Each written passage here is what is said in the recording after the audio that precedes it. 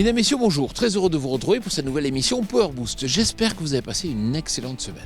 Alors, on le sait, malheureusement, la pression économique est forte et nous, on se dit qu'il est important de s'adapter en permanence. Alors justement, on a été voir des agriculteurs qui ont su se remettre en cause et on va aller voir tout d'abord Emmanuel Dric. Mais sans plus tarder, je vous invite à retrouver le sommaire de cette nouvelle émission Power Boost.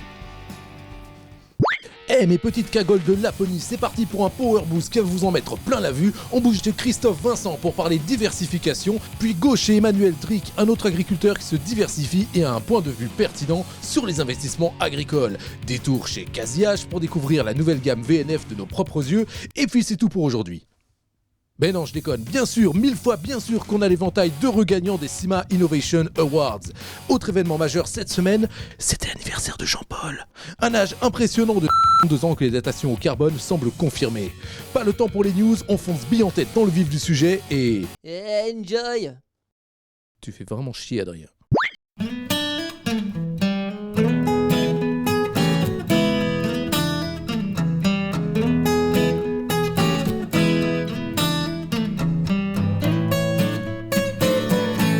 Emmanuel Dric, bonjour. Bonjour Jean-Paul. Alors c'est vrai que vous êtes dans des superbes bâtiments, dans une belle région. Côté tracteur, c'est vrai que vous n'êtes pas fanat de l'investissement. Effectivement, je fais des choix d'investissement raisonnés, enfin en tout cas j'essaye. Effectivement, le tracteur que vous avez derrière vous a 5000 heures, mais il fonctionne très bien, il n'a pas de panne et tant qu'il marche, ça continuera comme ça.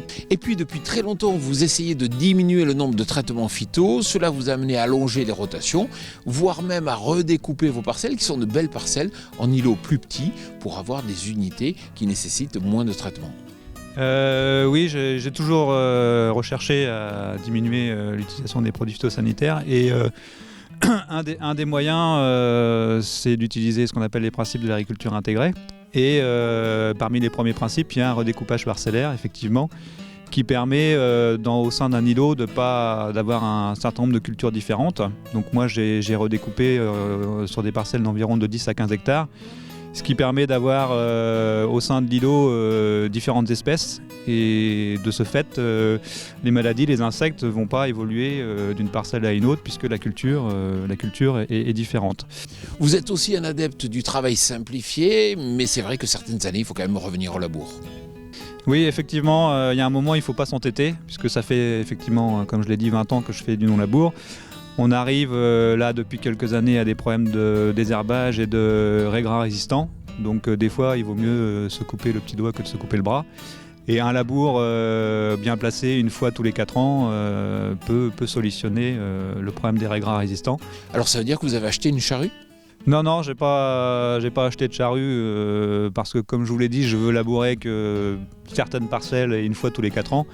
Donc là, par exemple, cette année, j'ai relabouré une quinzaine d'hectares, mais j'ai fait appel à un agriculteur qui venait de se rééquiper d'une charrue flambant neuve.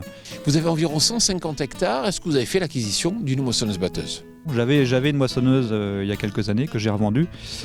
Et donc c'est un voisin agriculteur qui me fait la moisson, qui est à peu près à une dizaine de kilomètres d'ici. Alors on le voit, vous avez une stratégie d'équipement qui est assez light. Est-ce que vous êtes serein sur le plan économique ? Je suis assez serein parce que malgré l'année difficile, ça va passer. Bon, on va pas gagner d'argent cette année, mais le fait d'avoir une entreprise saine avec une trésorerie qui tenait la route jusqu'à là, on peut encaisser. Mais je me souhaite à moi, comme à tous les collègues, de quand même faire une récolte 2017 au moins meilleure que 2016, avec des prix qui remontent un peu pour remettre un peu du baume au cœur à tout le monde. Emmanuel, on va se retrouver juste après pour parler diversification, mais je vous invite tout d'abord à découvrir la toute nouvelle série de tracteurs spécialisés Casiage. Il s'agit des tout nouveaux Quantum qui sera dévoilé dans le cadre du prochain salon Vinitech.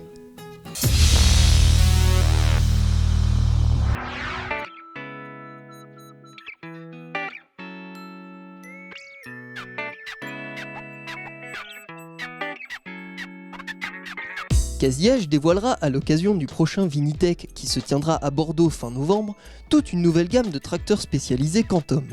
En avant-première, l'équipe de Power Boost a pu découvrir ces tout nouveaux tracteurs. Nous sommes donc allés à la rencontre de Thibaut Rusterholz, chef produit chez Casiage, et de Paul Chambon, représentant de la société Terravi, concessionnaire Casiage, qui nous ont parlé en exclusivité des spécificités de ces nouveaux tracteurs. Alors, cette nouvelle gamme de tracteurs spécialisés Quantum bénéficie donc d'une nouvelle motorisation qui, en plus de délivrer davantage de puissance et de couple, consomme moins et permet aussi à l'opérateur d'évoluer dans un environnement bien plus sain du fait de la présence d'une cabine auto-adaptative classe 2, classe 4 qui lui permet de travailler lors d'une pulvérisation par exemple sans avoir besoin de porter des équipements de protection individuelle.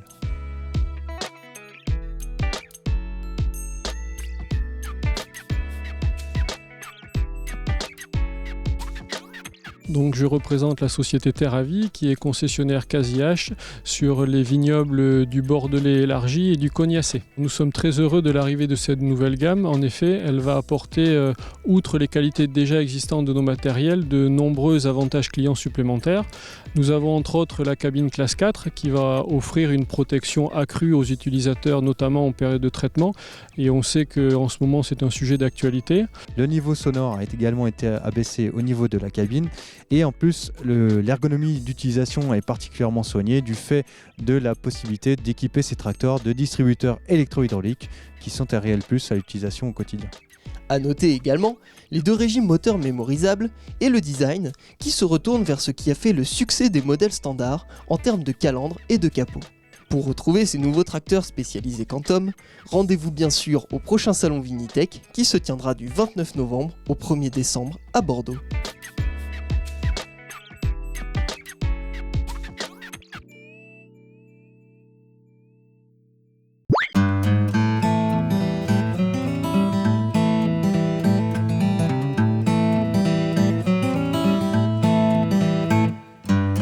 Et puis Emmanuel, votre but c'est pas de passer des heures à faire du tracteur, c'est de vivre de votre métier et vous avez déjà pensé diversification.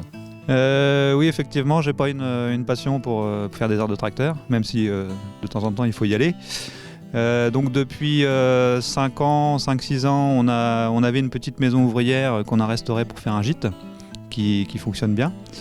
Et puis j'avais des prairies de coteaux disponibles où j'avais une demande pour de personnes qui avaient des chevaux. Et donc on a démarré une petite pension de chevaux il y a 1 an maintenant. Et la troisième diversification là, qui est en projet, c'est de planter 1 hectare et demi de pommiers et de poiriers à couteau en production biologique, de manière à faire de la valeur ajoutée plus que ce qu'on peut faire avec du blé ou avec du colza. Ben, ça quelque part, ça veut dire que votre métier va évoluer, vous n'allez pas être seulement céréalier, mais ça montre qu'il faut se remettre en cause. Et j'aime bien mon métier de céréalier, mais j'ai l'impression d'en avoir fait un petit peu le tour. Et me découvrir une nouvelle production, la mener, plus l'aspect vraiment commercialisation et suivre le produit de A jusqu'à Z avec une relation avec le consommateur. Ça me motive beaucoup. Emmanuel Drick, merci beaucoup de nous avoir accueillis sur votre exploitation. Merci à vous. Alors à présent, on va s'intéresser au CIMA, au prochain CIMA, et vous allez découvrir le palmarès de l'innovation qui a été rendu public cette semaine. Jérôme, vous ici, mais pourquoi ? Parce que je donne la parole aux gens qui parlent de l'agro-équipement. Est-ce que ça va bien, est-ce que ça va mal, est-ce qu'il y a des raisons d'espérer ? Et surtout après, on parle machinisme agricole, avec des tas de produits. 18 citations, 5 médailles d'argent, 2 médailles d'or. Des produits qui donnent des raisons d'espérer. Malin, nouveau, intéressant, branché, respect des sols, agronomie, tout ça mélangé. Bon, il faut y aller parce qu'on vous attend. Oui, c'est le retard d'ailleurs. Et oui, vous l'avez bien reconnu, c'est Jérôme Bonaldi qui est venu présenter les CIMA Innovation Awards, ou CIMA Innovation Awards pour les francophones, 2016, et a remis les médailles aux lauréats de cette année. Les grands gagnants n'ont pas inventé la roue, mais presque, puisqu'il s'agit de Trelleborg et Michelin, qui remportent donc les 2 médailles d'or. On termine en laissant la parole à Martine Desgremont, directrice du CIMA, qui nous parle des nouveautés qui seront mises en place pour l'édition 2017. Donc nous avons décidé en 2017 d'avoir 2 cibles particulières. Tout d'abord les distributeurs. Il faut savoir que les distributeurs viennent très nombreux sur le CIMA. Ils viennent de plus de 100 pays. Et donc nous permettons aux exposants, via des speed dating qui pourront organiser à l'avance sur une plateforme, de rencontrer des distributeurs et donc d'organiser et de développer leur réseau de distribution dans le monde entier. Et n'oubliez pas que vous pouvez retrouver le palmarès complet et les explications techniques sur ces innovations dans l'extra Power Boost des CIMA Innovation Awards 2016 et toutes les interviews sur notre média partenaire machinismeactualité.com.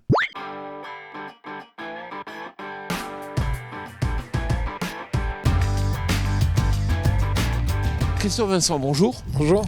Alors c'est vrai que vous avez eu un parcours un peu particulier. Au départ, vous avez fait des études pour câbler les avions, puis après vous avez travaillé dans l'électronique grand public, et puis votre passion, c'est quand même avant tout l'agriculture. Ça vous a amené à vous installer en 2009 en reprenant l'exploitation d'un grand-oncle. Ça n'a pas d'ailleurs été toujours facile, mais cette année, est-ce que vous avez pris le bouillon comme les autres ?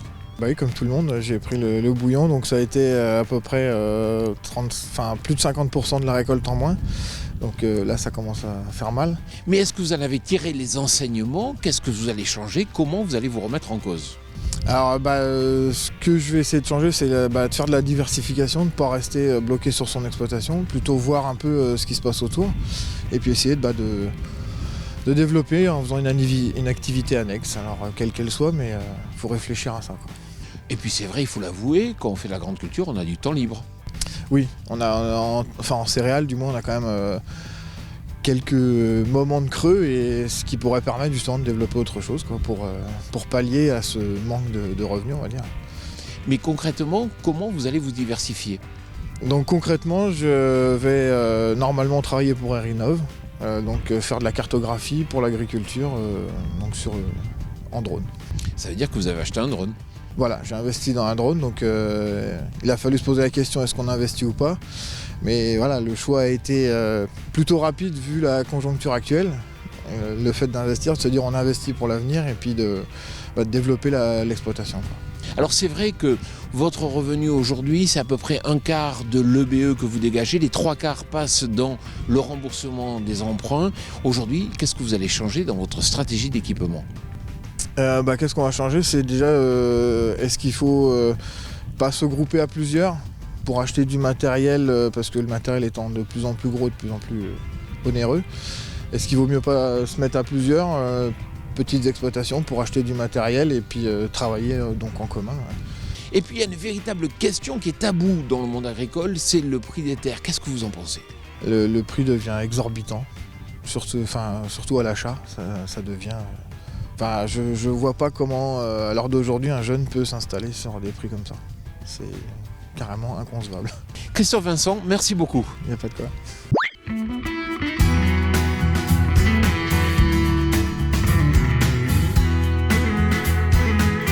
Incroyable, avec une telle densité de silex, c'est sûr que ces terres sont particulièrement usantes. Voilà, notre émission Power Boost touche à sa fin, mais juste avant, je voulais vous dire que pour tout savoir dans le domaine du machinisme, il faut aller sur notre média partenaire, machinismeactualité.com.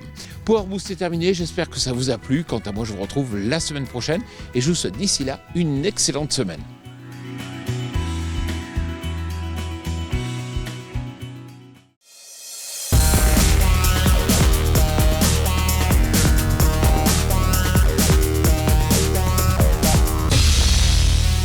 Je refais le lancement parce que ma question était con.